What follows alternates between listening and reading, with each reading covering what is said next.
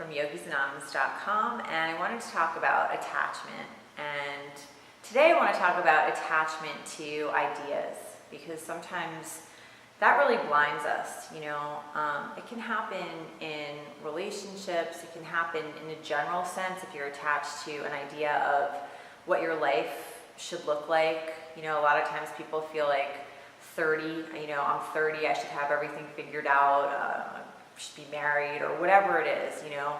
It can be an attachment to what a relationship should look like or feel like. Okay, we've been going out a year, it's time for an engagement, or whatever, like these ideas that we have that can be so ingrained that are really sometimes just disconnected from the actual experience that we're having.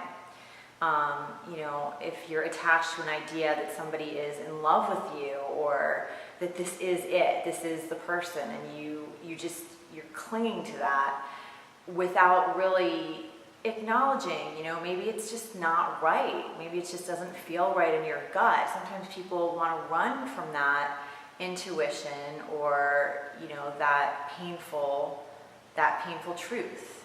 And I think when you practice yoga for a long time, one of the gifts of the practice is that instead of craving happiness, you start to crave the truth.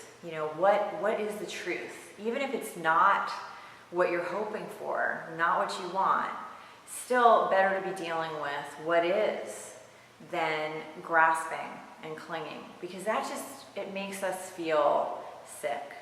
There's a part of your heart or your soul, or however you want to think of it, that starts to get crushed a little bit, because somewhere inside you're denying the reality of your own experience, and that makes it's like a betrayal of yourself.